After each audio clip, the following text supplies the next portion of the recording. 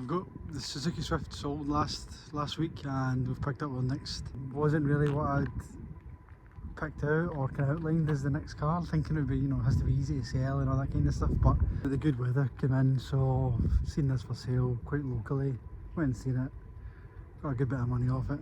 2007 Mazda MX5 NC or Mark III.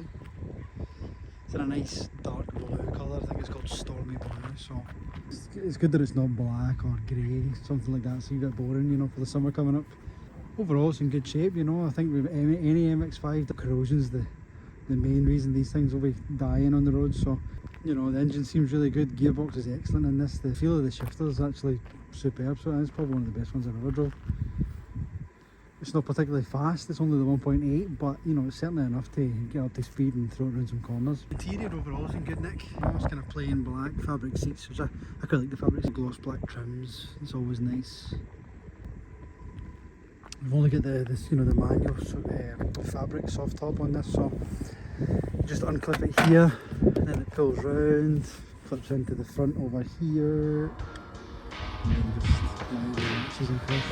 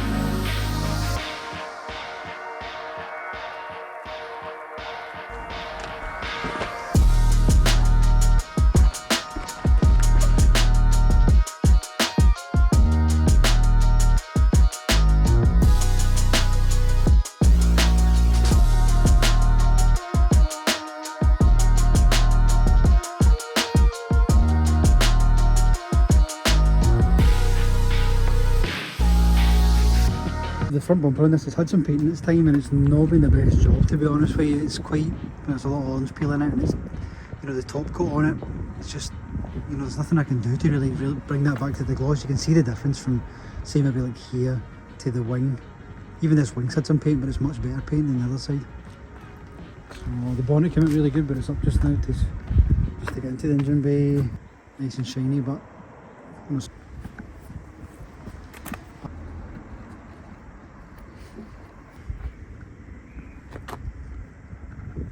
inside's been done the engine bay as well. Didn't stop too long for that, just done it on time lapse, so hopefully you can see some details in there, a bit of before and after. I'm going to do the surface stuff right now. We'll do the glass. I'm going to try and get these seats in today, that would be nice, because the only thing it's missing just now is just a wee bit of colour to, you know, just to pop amongst the blue and the black. This, you know, kind of the interior and the roof, so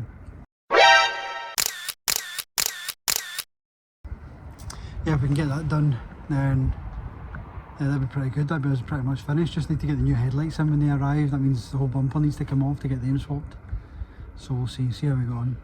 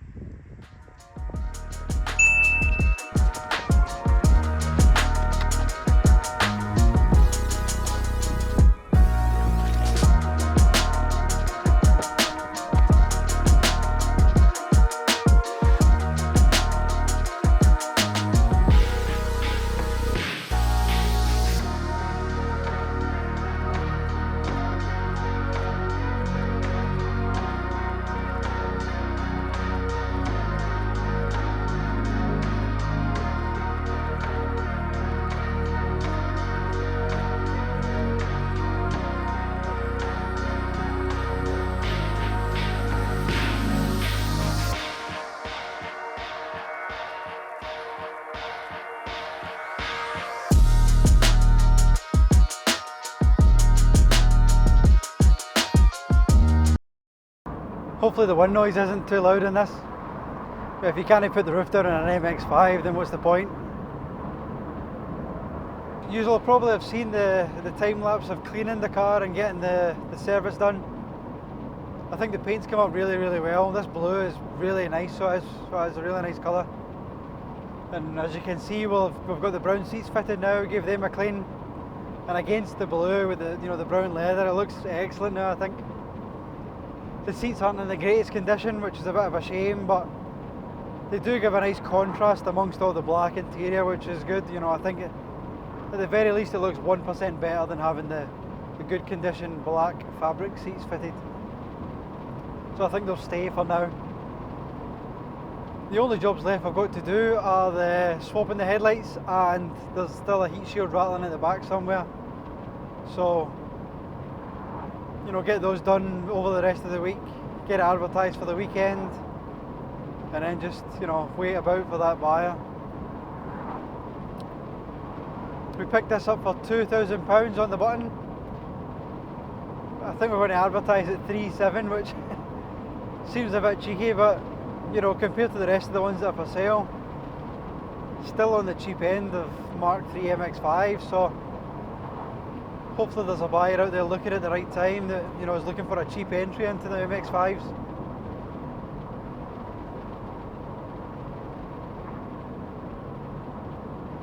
We actually still need to get the alignment done, that's the other thing. Get that done this week as well.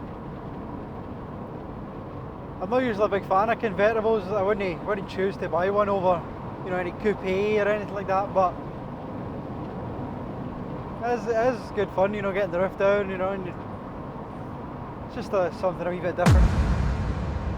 Would I say I'm converted to owning convertibles?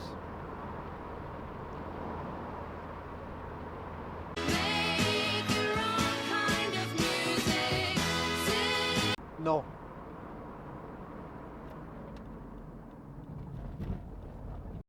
Well, it's a couple of weeks later now since the Mazda was tidied up and sold.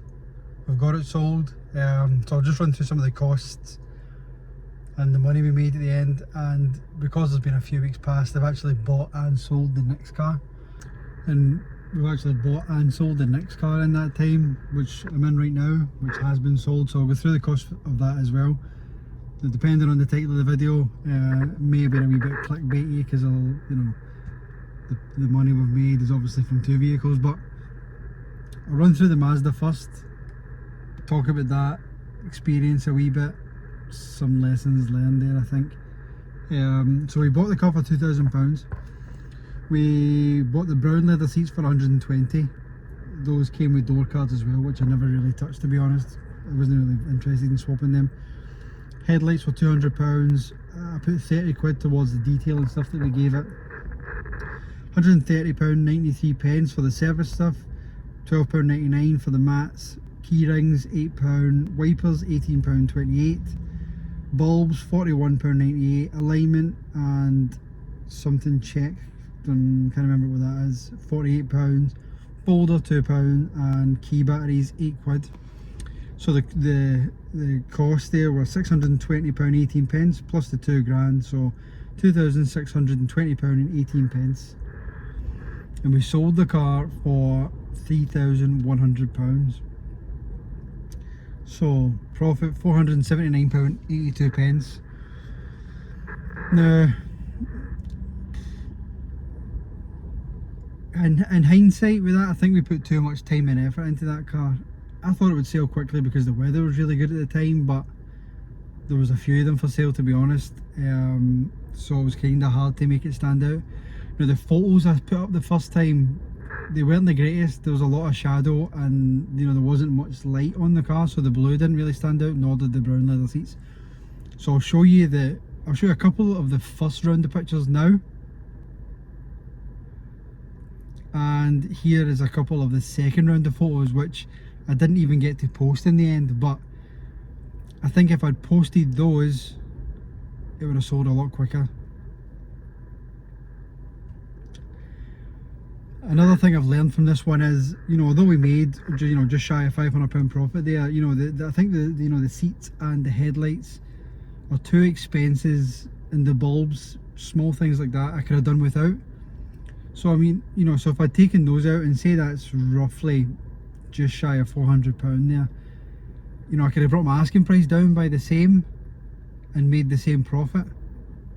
But because the asking price was a lot lower, obviously the interest I'd have got from it would have been, you know, potentially, you know, there'd been a lot more interest there. So, you know, in hindsight, you know, maybe not go to too much length in, you know, investing in prepping the cars so much, you know.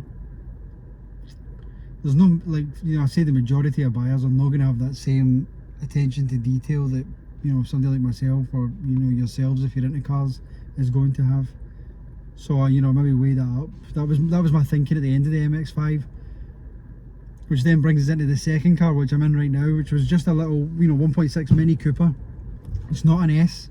It's a 2009, sorry, but it's only done 50,000 miles, which was, you know, one of the kind of main selling points. Doesn't have great service history, but, you know, with these kind of cars, you know, I think if you'd went by the book, the thing would barely have been serviced anyway, just for the, you know, the mileage on it. But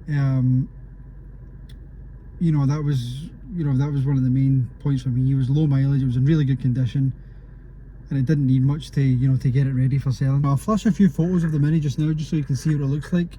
I'm not expecting many of the cars in this sort of flipping cars series type thing to, you know, I don't expect the cars to be of much interest. I just want to document, you know, if, you know, is it possible to make money relatively easily flipping cars if you're, you know, willing to put in a wee bit of work with the prep, you know, the prep side and some mechanical on occasions. So I'll flash some photos of that, you know, probably the for sale photos. And, you know, and the test for this was to put as little time and effort into it as possible and try and make similar profit to the Mazda. So, you know, I'll tell you what, we bought the car for £2,100. We spent £74.46 servicing it, £6.99 on a little touch-up pen. There was a stone chip in the bonnet. Again, I could probably have done without that. I got the car pre-MOT'd just to see if it needed anything. It was flagged up with a couple of tyres and some corrosion on the subframe, which at this age, there's a lot of these cars have it, and you know, it's superficial. It's visible as opposed to being an issue. And so that was a pre-MOT, flagged that up. I've grouped the cost for a pre-MOT, MOT and air conditioning regas here for 110 quid, so I'm saying 40, 40 and 30 for the AC. It goes in for its MOT and AC on Monday, so we'll see the final cost there, but £110 roughly. £9.98 on key rings. I got the 2 tyres that were flagged up as potential advisories. They were 95 quid, 30 quid to get them fitted, and I put 50 quid towards the detailing on this one. I should probably put more on the Mazda than this one, because I've only really gave this car a bit of a, would you say, a decontamination wash and done the interior quickly, whereas the Mazda got, you know, polished and things like that. So a lot more effort went into the Mazda. So, and then obviously those costs combined with the £2,100 purchase price, the total cost into this car was £2,476.43, and I've sold it at £3,125 quid, which gives me a profit of £648.57. So more, you know, more profit than the Mazda with far less effort. You know, Mini Coopers, Ford Fiestas, Vauxhall Corsas, all those kinds of cars, they're very popular, and everybody's kind of looking for one of those, whether it's a first car or second car for the family. You know, and you know, popular makes and models, people tend to trust them being decent cars, I think. So yeah, so you know, the Minis are the test that I wanted to carry out from the Mazda with, you know, less effort, potentially the same profit margin. I ended up making more, you know, with it being a popular car, certainly helped, I think. You know, in that price bracket of £3,000, I think is a good sweet spot for, you know, obviously the more and more you're asking for, you know, and I obviously can't offer finance to MD, so you know, the pool or the market of people with £3,000 is a lot greater than somebody who's got 5, 6, 7, 8, 9 or 10 grand sitting there for a car.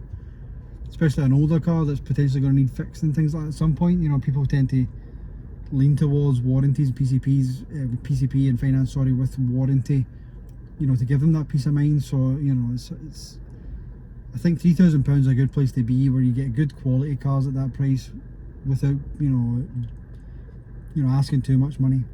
So I think I'll maybe stick to this wee bracket of cars for a while.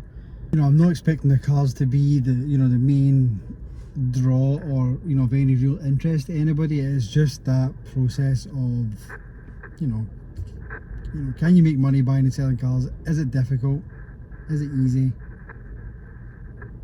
You know, is it worth the hassle? So, you know, I think with the Mini is definitely a good story. The Mazda, still positive, still made money on it. Just took a few weeks to sell, which wasn't very good, and a lot more effort went into that car. So I was, you know, that was a wee bit disappointing. So with these two cars, well, with the Mazda sold and now the Mini sold, I'm you know, obviously I'm looking for the next one. Going to potentially try and pick up two. See if we can get two cars around £2,000, because I think overall profit we're around, you know, we'll probably cover that now. And if we can do two cars at the same time, then that's obviously where we want to get to. You know, if we can do two cars over 2 weeks that make us roughly £500, that's £1,000 over, you know, it's £500 a week if we divide it with two cars, which is, you know, it's a good place to be. Like, that's, you know, that's not terrible. See, you do that over a month consistently, that's £2,000.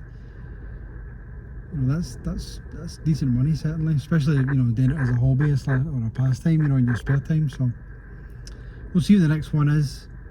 Hopefully this has helped somebody, you know, who's thinking about doing it.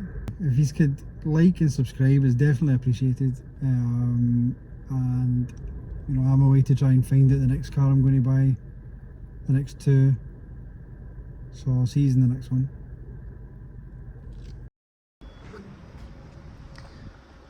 Polished up, serviced.